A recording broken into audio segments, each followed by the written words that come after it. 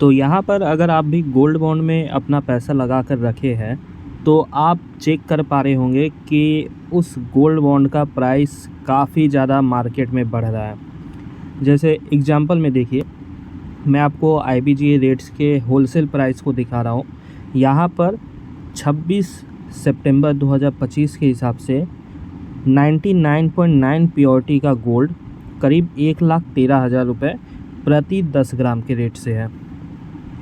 लेकिन ठीक इसके उलट अगर आप सेकेंडरी मार्केट में गोल्ड बॉन्ड के प्राइस देखिएगा तो आपको पता चलेगा जो लास्ट के इशूज़ आए थे, जैसे कि 2023 का, 22 का, 21 का या 20 का, उन सब का अगर आप प्राइस देखेंगे सेकेंडरी मार्केट में तो किसी का 12,000 है, किसी का 12,000 से 12,500 है, किसी का हो सकता है यहाँ पर आपको 13,000 देखने को मिल जाए, और किसी का तो मतलब एक ही है, उसका 14,000 से प्लस का प्राइस है। तो मतलब आप एक बार IBGA के प्राइस से इस रेट को कंपेयर करेंगे तो आपको पता चलेगा मार्केट में 15-20% से भी ज़्यादा के प्रीमियम पे गोल्ड बॉन्ड्स बिक रहे हैं।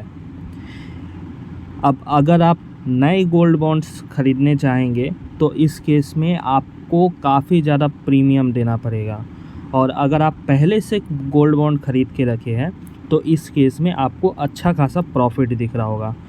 तो दोनों केस में, चाहे आप ख़रीदना चाहे या बेचना चाहे, तो इस केस में क्या करना चाहिए इस वीडियो में हम लोग जानने वाले हैं। जैसे ये जो गोल्ड बॉन्ड्स होते हैं वो आपको पता ही है, एक मैच्योरिटी डेट है इन सभी का, अलग अलग सीरीज़ का। कोई हो सकता है 2031 में रिडीम हो, कोई 2032 में, कोई 2030 में, कोई 2028, कोई 2029। तो ऐसे करके अलग अलग रिडेम्पशन डेट के गोल्ड बॉन्ड्स हैं, ठीक है। तो इस केस में देखिए, जो थोड़ा लेट से इशू रिडीम होने वाला है, जैसे 2031 या 32 में, उन सब गोल्ड बॉन्ड्स का मार्केट में प्रीमियम ज़्यादा है। और जो जल्दी में रिडीम होने वाला है, जैसे अगले 2-3 साल 5 साल के अंदर, उन सब का अगर आप प्राइस चेक करेंगे तो वो लगभग 5% से 10% तक ही IBGA रेट्स के कंपैरिजन में ज़्यादा है। तो यहाँ पर अगर आप सिर्फ गोल्ड बॉन्ड का बेनिफिट उठाना चाहते हैं, जैसे टैक्सेशन का हो गया या फिर इंटरेस्ट रेट का, और बिना प्रीमियम दिए या फिर कम प्रीमियम दिए फ़ायदा उठाना चाहते हैं, तो इस केस में मैं आपको सजेस्ट करूँगा कि आप जो नियर टाइम के रिडम्पशन वाले गोल्ड बॉन्ड्स हैं, जैसे 2027, 28, 29, ऐसे जो गोल्ड बॉन्ड्स हैं, वो आप अगर ख़रीदने के बारे में सोचते हैं तो वहाँ पर कम प्रीमियम देना पड़ेगा। लेकिन अगर आप लॉन्ग टर्म के गोल्ड बॉन्ड्स ख़रीदने जाएंगे तो पकड़ के चलिए 15-20%, 25% तो देना ही पड़ेगा। तो सस्ते भाव में ख़रीदना है तो शॉर्ट टर्म का गोल्ड बॉन्ड ख़रीदने की कोशिश करिए। अब जैसे बात करते हैं उन लोगों की जो इतने ज़्यादा प्रीमियम को देखकर समझ नहीं पा रहे कि क्या करें। तो इस केस में देखिए, अगर आप प्रीमियम का फ़ायदा उठाना चाहते हैं तो इस केस में मैं आपको सजेस्ट करूंगा, जो हाई प्रीमियम पे गोल्ड बॉन्ड्स बिक रहे हैं और आपके पास उनका होल्डिंग्स है, उन्हें मार्केट में जाके सेल कर सकते हैं आप। सेल करने से क्या होगा, आपको 15-20% का मार्जिन मिल जाएगा, प्रीमियम मिल जाएगा कंपेयर टू IBGA के रेट। लेकिन एक बात आप ध्यान में रखिएगा, जैसे ही आप इसे मार्केट में बेचेंगे तो लॉन्ग टर्म या शॉर्ट टर्म कैपिटल गेन आपके ऊपर एप्लीकेबल हो सकता है। तो इस केस में आपको शुरुआत में ही अगले कुछ सालों का जो इंटरेस्ट है वो एक टाइप से स्टार्टिंग में ही मिल जा रहा है, तो इसका एक बेनिफिट है, इनडायरेक्टली मिल रहा है, मानता हूँ डायरेक्टली नहीं है, इनडायरेक्टली मिल जा रहा है, इसका बेनिफिट है।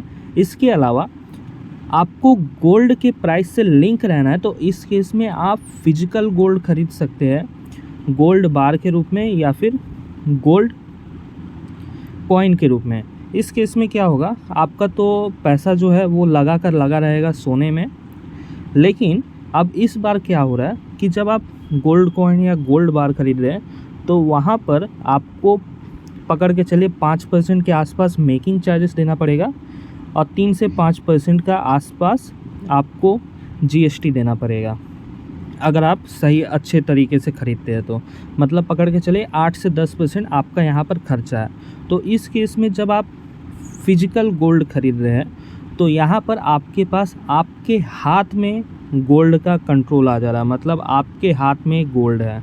ऐसा नहीं है कि मार्केट में आपका गोल्ड रखा हुआ है या फिर किसी गवर्नमेंट के ज़रिए आपका गोल्ड रखा हुआ है, ऐसा कुछ नहीं होगा। आप डायरेक्टली अपने हाथ में गोल्ड रखिएगा। ये 10% का आपका एक्स्ट्रा खर्चा होगा फिजिकल गोल्ड होल्ड करने के लिए, लेकिन क्योंकि ऑलरेडी आपका गोल्ड बॉन्ड प्रीमियम में चल रहा है तो वहाँ से जो प्रॉफिट होगा वो इस 10% का खर्चा उठा लेगा। तो आप ऐसे करके गोल्ड बॉन्ड के प्रीमियम का भी फ़ायदा उठा सकते हैं। मार्केट में जब फिर गोल्ड बॉन्ड के प्रीमियम घटेंगे तब दोबारा से ख़रीद लीजिए। आपका तो अर्निंग क्या है कि स्टॉप तो है नहीं कि आप एकदम अपने इन्वेस्टमेंट पे डिपेंड है, आप तो अभी आगे और भी ज़्यादा कमाने वाले हैं। तो आप जब गोल्ड बॉन्ड्स का रेट घटेगा, मार्केट में प्रीमियम घटेगा, डिस्काउंट पे जब मिलने लग जाए तब दोबारा ख़रीद लीजिए, क्या होता है। जब तक प्रीमियम ज़्यादा है तो इस केस में आप अगर लॉन्ग टर्म के लिए सोना ख़रीदना चाहते हैं, चाहे जैसे भी ज्वेलरी में या फिर कैसे भी, तो इस केस में फ़िजिकल गोल्ड बढ़िया रहेगा, क्योंकि वहाँ पर जो एक्सपेंस है वो 8 से 10% है बुलियन में। ज्वेलरी में जाइएगा तो ज़्यादा है, बुलियन में 8 से 10% का खर्चा है।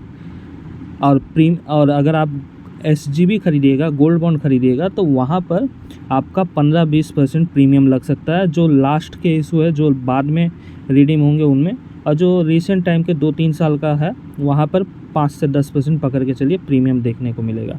और लेकिन आपको हमेशा एक बात ध्यान में रखना है, क्योंकि आप सोना खरीद रहे हैं, चाहे वो गोल्ड बॉन्ड के रूप में खरीदिए या फिजिकल गोल्ड के रूप में खरीदिए, वो हर समय मार्केट से लिंक है। तो यहाँ पर आप हमेशा ध्यान में रखिएगा, अगर सोने का भाव घटता है तो आपका जो वैल्यू है सोने का वो भी घटेगा और हो सकता है आप बेचने जाइए तो लॉस होगा।